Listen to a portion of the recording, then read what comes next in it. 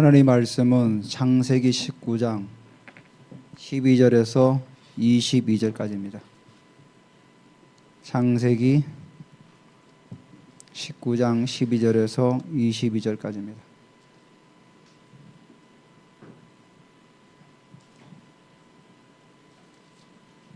제가 12절, 여러분이 13절 교독합니다.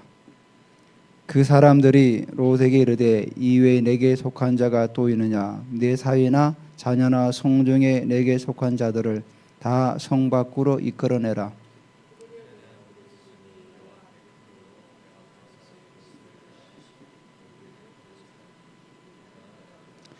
롯이 나가서 그 딸들과 결혼할 사이들에게 말하여 이르기를 여호와께서 이 성을 멸하실 터이니 너희는 일어나 이곳에서 떠나라 하되 그의 사이들은 농담으로 여겼더라.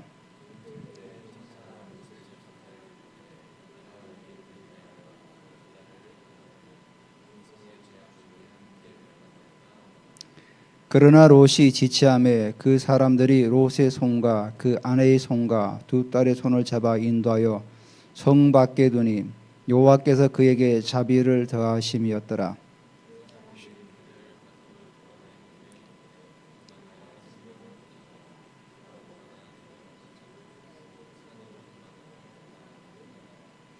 롯이 그들에게 이르되 내 주여 그리 마옵소서.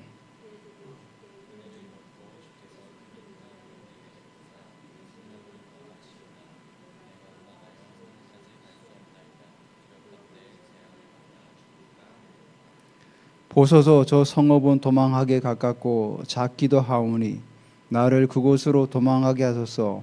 이는 작은 성읍이 아니니까 내 생명이 보존되리이다.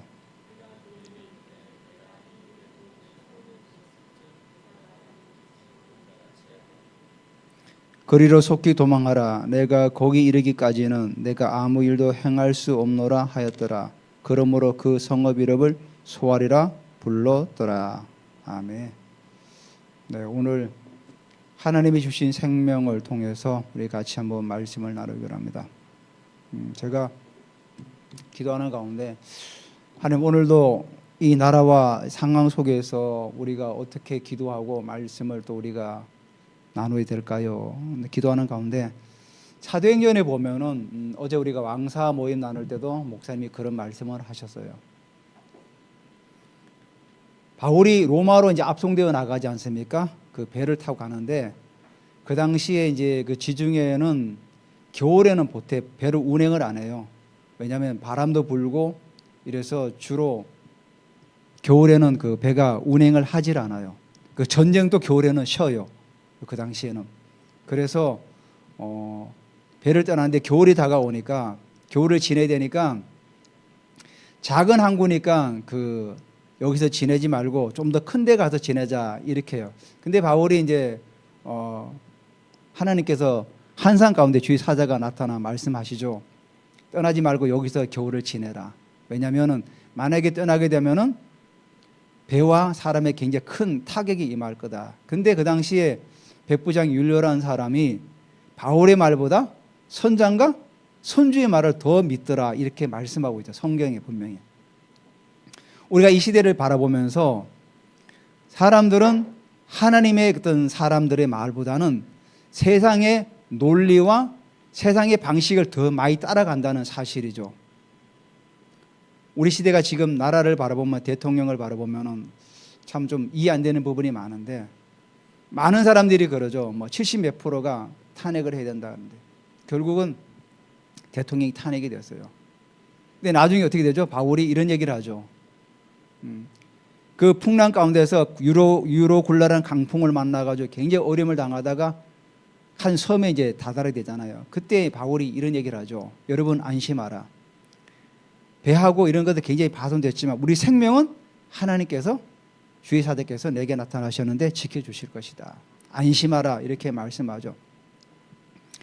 우리가 기도할 때 하나님께서 이 나라를 붙들고 있다는 사실이 또 저도 사실은 이 정치를 바라보면 사람을 좀 의지했던 것 같아요. 근데 그걸 또 내려놓게 하더라고요. 사람이 아니라 우리가 하나님을 붙들고 기도하고 이 난국을 돌파해 나가야 된다. 왜냐하면 사람에게는 우리가 소망이 없어요, 사실은. 왜? 재성을 가진 인간이 아무리 탁월해도 실수할 수 있는 인간이거든요. 그래서 우리는 사람보다는 하나님을 붙들고 가시기를 주님의 이름으로 또 축복합니다. 우리가 창세기 19장을 보면서 우리가 지난주에 이제 KCC를 가서 잘 듣질 못했지만은 아브라함과 롯의 그 신앙의 차이를 정말 잘 보여줍니다. 아브라함은 사람의 모습으로 하나님께 찾아왔지만은 달려가서 하나님을 경배하죠. 사하, 엎드렸다는 거죠. 예배했다는. 근데 롯에게는 천사의 모습으로 등장하지 않습니까? 달려가지도 않아요. 그냥 왔습니까? 그냥 우리 집에 돌아와서 빨리 씻고 주무시고 빨리 떠나세요. 이런 식이었지만 아브라함은 정말 지극정성을 다해서 그 하나님의 천사와 하나님을 대접하죠. 그래서 살찐 송아지와 고운 가루와 또 그냥 뭐 준비하는 것도 아니에요. 급하게 달려가서 뭐 이런 식으로 계속 단어가 반복이 돼요. 근데 롯은 그런 단어가 전혀 나타나지 않아요. 급하게 달려가서 이런 단어가 전혀 없어요. 그리고 롯은 자기도 양떼도 많고 소도 많은데 양 한 마리도 안 잡았어요. 아브라함은 살찐 송아지, 기름진 살찐 송아지 잡아서 대접했는데 롯은 전혀 그렇게 하지 않았다는 거죠. 이걸 바라보면 우리가 뭐 무조건 잘 대접하라 이런 의미가 아니라 하나님께도 우리에게 주신 은혜를 생각하면서 하나님 앞에 좀 더 믿음으로 살아가라는 그런 의미죠. 그래서 우리가 아브라함이 헤브론에 거주하면서 하나님 앞에 믿음으로 살아갔던 그런 모습들과 소돔에 살면서 살아갔던 롯의 모습을 바라보면서 우리는 항상 믿음의 사람으로서 우리가 비록 이 세상 가운데 살아간다 할지라도 아브라함처럼 그런 믿음의 자세를 가지고 항상 하나님께 예배하며 나가야 된다는 거죠. 소돔의 배경을 가지고 세상의 배경을 가지고 살아가는 사람들은 신앙인 가운데도 주일날 한번 오는 것을 면접으로 느끼는 사람들이 있어요. 내가 세상에서 마음껏 막 살다가 주일날 한 번은 내가 교회를 가야지. 왜? 그래야 하나님께서 나를 또 어여삐 봐주시고 나를 또 천국으로 인도하실 거니까. 이런 식으로. 이런 신앙은 결국은 뭐죠? 나갈 수가 없어요. 아브라함과 롯의 차이를 보면 항상 롯은 수동적으로 움직여요. 오늘 우리가 본문을 보지만은 계속 끌려다녀요. 아브라함은 항상 자발적으로 먼저 움직이는데 롯은 계속해서 끌려다녀요. 그러니까 신앙도 우리가 항상 하나님 앞에서 능동적으로 나가는 것도 너무도 중요한 것 같아요. 우리가 한번 본문을 보면서 한번 같이 또 말씀을 나눠보겠습니다. 12절에 그 사람들이 롯에게 이르되 이외에 내게 속한 자가 또 있느냐? 내 사이나 자녀나 성중에 내게 속한 자들 다 성 밖으로 이끌어내라. 여기서 12절에 이르되잖아요. 이르되. 이게 사실은 뭐 우리 권면하는 그런 간청하는 뜻이 아니고 명령하는 거예요. 명하여 이르되 이런 뜻이죠. 그러니까 이것은 어떻게 보면 롯에게 지금 뭐 부탁해서 그런 말이 아니라 명령하는 거예요. 내게 속한 자가 있느냐? 사이나 내 자녀나 성중에 있는 사람들은 다 성 밖으로 이끌어내라. 즉 급하다는 거죠. 왜 급하냐? 13절에 보면은 그들에 대한 부르짖음. 자, 우리가 이 부르짖음을 좀 한 두 가지로 볼 필요가 있을 것 같아요.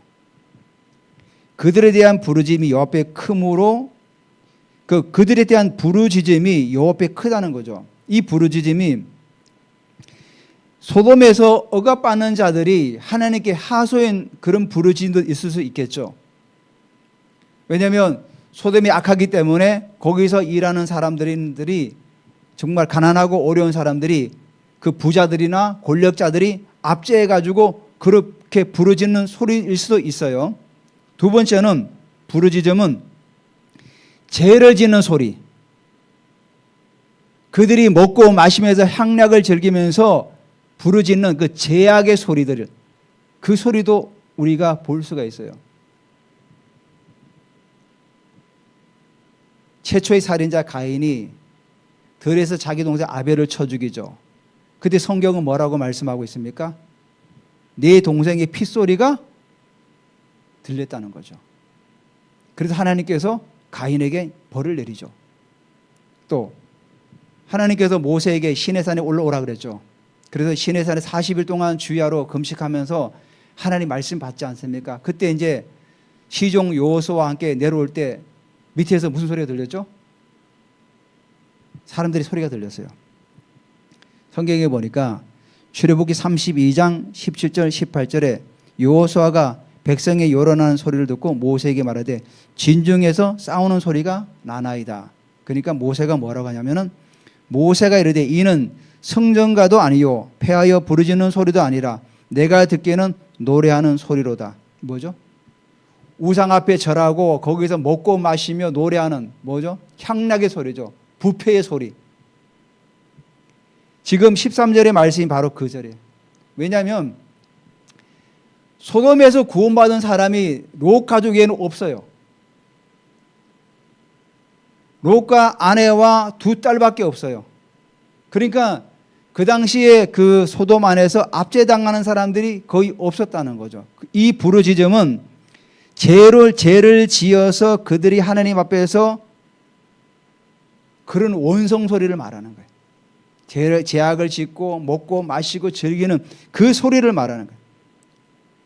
그래서 하나님께서 여호와께서 이곳을 멸하시려고 우리를 보내나니 우리가 멸하리라.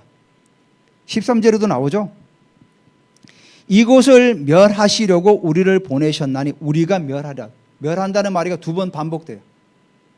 두 번 반복된다는 의미는 반드시 이 성을 내가 멸하겠다는 의미죠. 아주 강한 의지를 나타내는 거죠.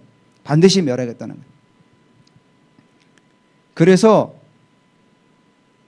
14절에 롯이 나가서 반드시 멸한다고 하니까 14절에 롯이 나가서 그 딸들과 결혼할 사이들에게 말하여 이르기를.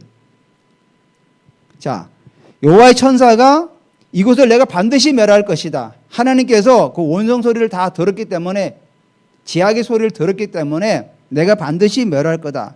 그러니까 롯이 나가서 그 딸들과 결혼할 사이에게 말하여 이르되. 자, 어떻게 보면은 순차적으로 되어지는 것 같죠. 멸하니까 빨리 나가라 그러죠. 근데 아브라함은 우리가 창세기 18장 20절 21절 한번 보세요. 18장 20절 21절. 제가 읽어드릴게요.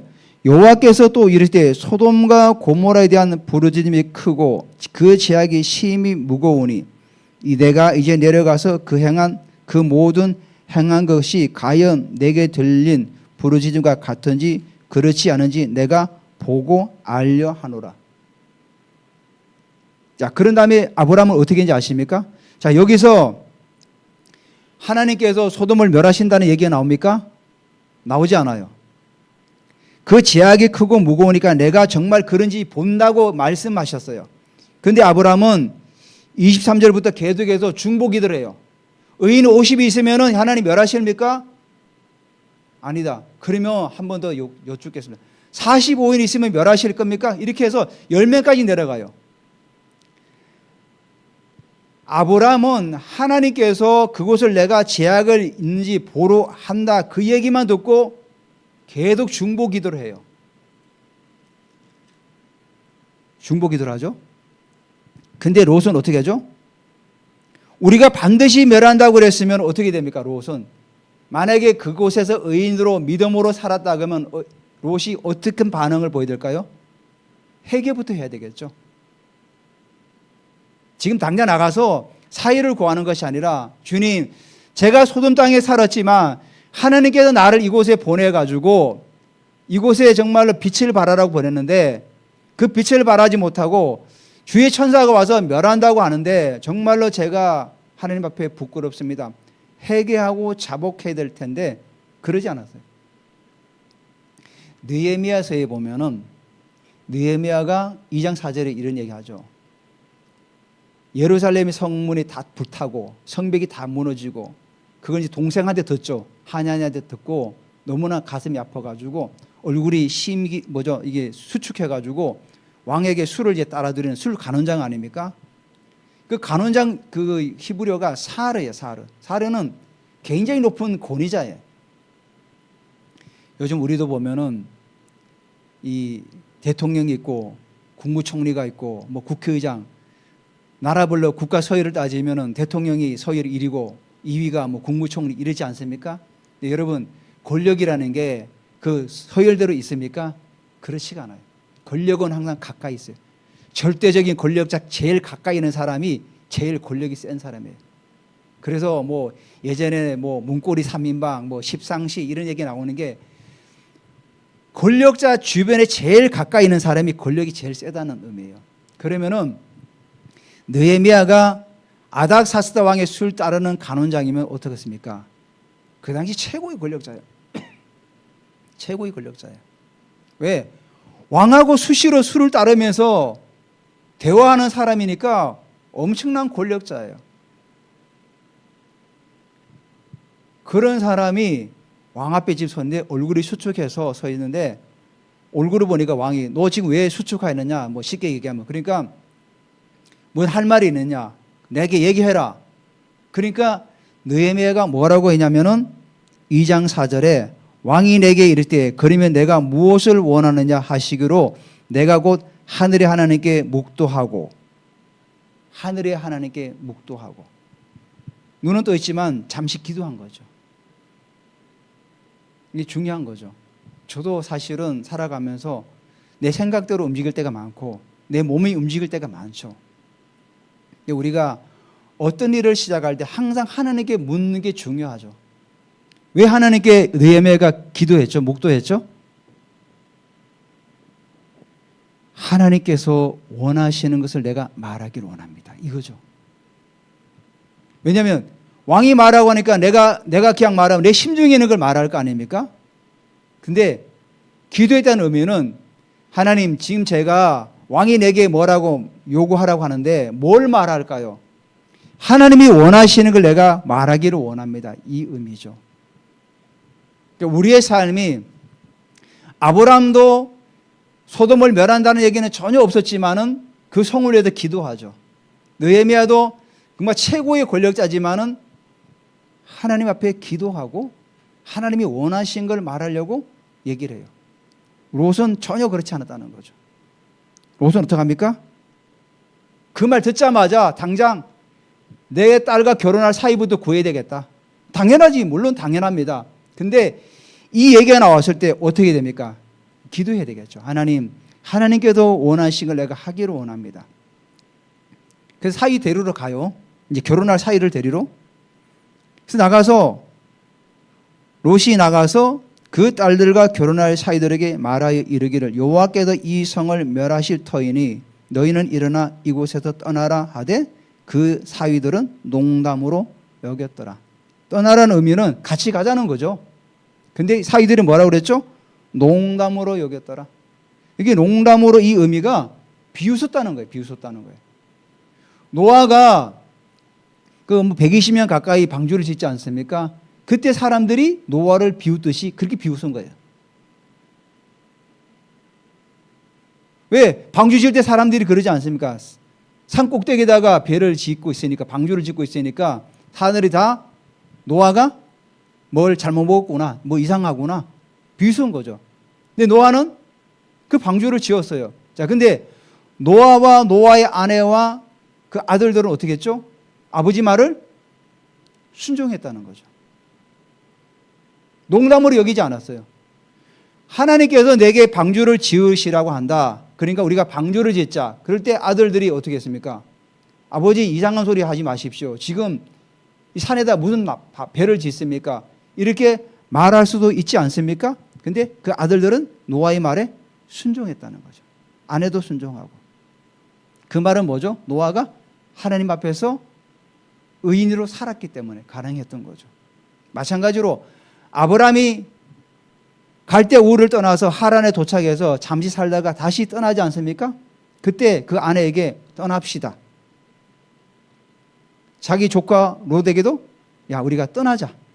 하나님께서 내게 보여주신 땅으로 가라고 한다. 그러니까 롯도 그 말에 순종하고 따라와요. 지금 아브라함이 99세, 하란을 떠날 때가 75세면 24년이죠. 24년을 살면서 아브라함과 롯은 완전 하늘과 땅 차이의 모습으로 변해있던 거죠. 아브라함은 어떻습니까? 하나님 앞에서 믿음으로 살려고 계속해서 말씀을 따라가려고 하는데 롯은 전혀 그렇지 않고 세상에 묻혀서 먹고 마시고 즐기는 데 묻혀서 살아가는 그런 인생이 되었다는 거죠. 그러니까 우리가 신앙생활하면서 많은 사람들이 주일 하루만 우리가 지키면 면죄부 받는다는 그런 심정으로 살아간, 그래서는 안 되는 거죠. 여러분, 우리가 나라가 지금 이 지경에 대한 원인도 우리에게도 책임이 있죠.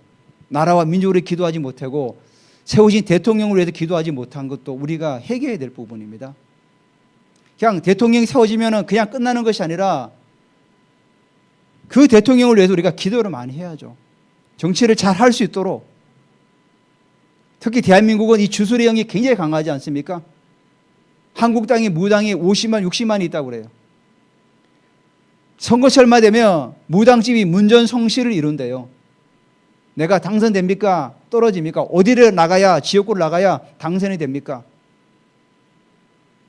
특히 대한민국이 더 심해요. 이 대한민국에 있는 주술의 영들 우리가 파쇄해야죠.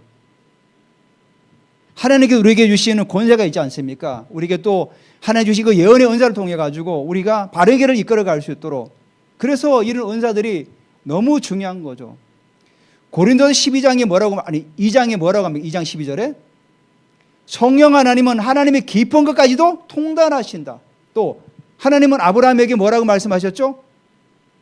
내가 하려는 것을 아브라함에게 숨기겠느냐? 숨기지 않겠다는 거죠.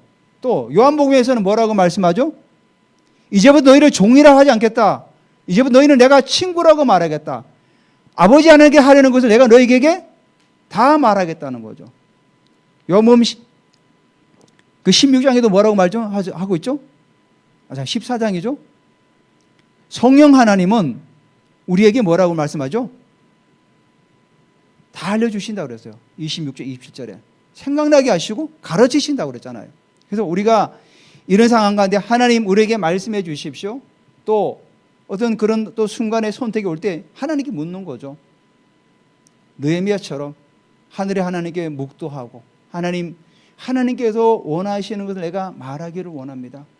하나님께서 원하시는 것을 내가 하기를 원합니다.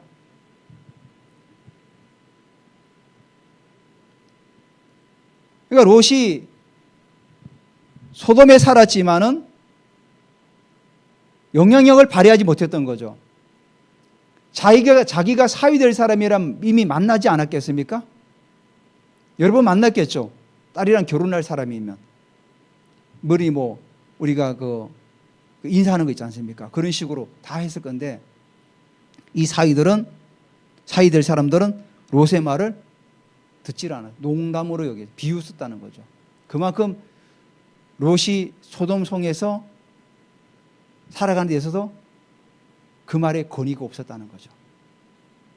사무엘은 이스라엘을 통치할 때 그 말이 하나도 땅에 떨어지지 아니하였다 그러잖아요. 우리가 살아가면서 믿음의 사람들이 내뱉는 그 말 한마디 한마디가 권위가 있어야 되고, 또 하나님 말씀 앞에 믿음으로 그 말을 할 때 사람들이 따른다는 겁니다. 요즘 10대들 아이들이 부모 말을 잘 듣지 않아요. 자기 또래 말을 더 믿죠. 자기 또래 말을 믿고 따라가. 그러니까 실패를 많이 하는 거예요. 왜? 그래도 부모들은 인생을 살아면서 경험이 있잖아요. 아, 이렇게 살아보니까 안 되겠구나. 그래서 자녀들에게 얘기하지만 자녀들이 잘 안 듣죠. 그게 왜냐면은 부모 세대도 마찬가지로 자녀들 앞에서 그 말의 신뢰도를 쌓지 못하니까. 그러니까 우리가 지금 저희도 부모 세대도 있고 앞으로 부모 세대 될 사람도 있고 자녀 세대도 있지만은, 그런 의미에서 정말 소돔에 있는 롯처럼 살면은 말을 듣지가 않는다는 거죠.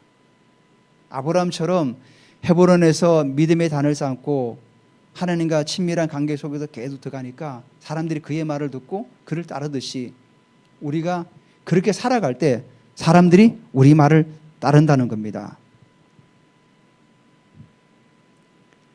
15절에 동틀 때에 그 새벽을 말하는 거예요. 그 새벽 멸한다. 천사가 롯을 재촉하여 이르되 일어나 여기는 내 아내와 두 딸을 이끌어내라.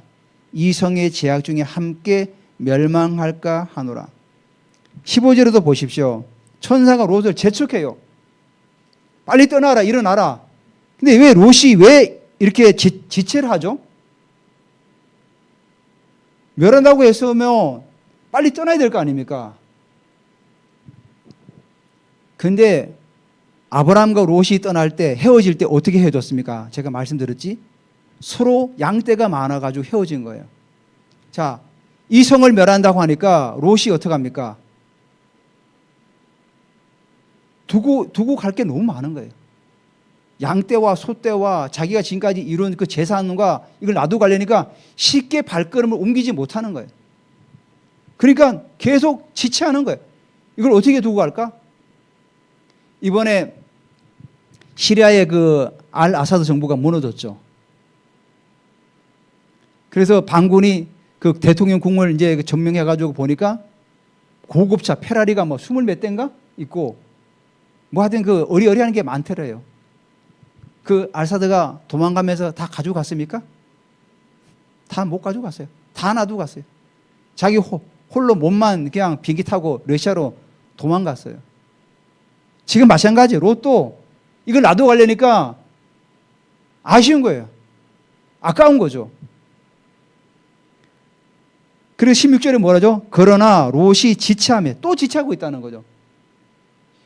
15절에도 재촉했는데 또 지체하고 있으니까 16절에도 그러나 롯이 지체하며 이게 도저히 안 되겠다.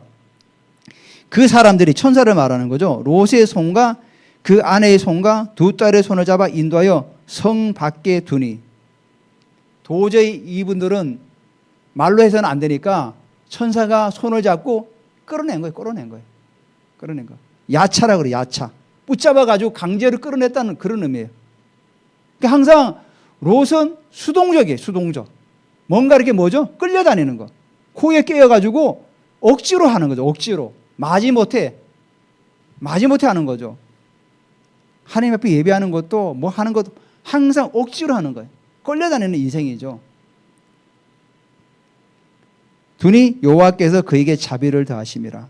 이게 자비를 더한다는 의미가 지금 자비를 더하는 거예요. 계속해서 하나님은 롯에게 자비를 계속해서 베풀고 있었다는 것, 그런 의미예요.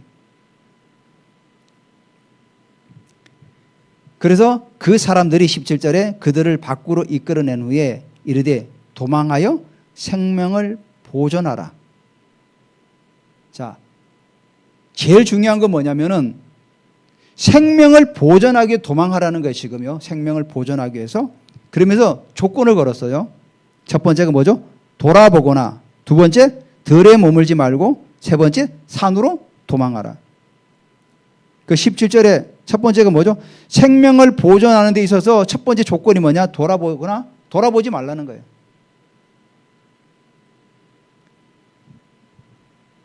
바울이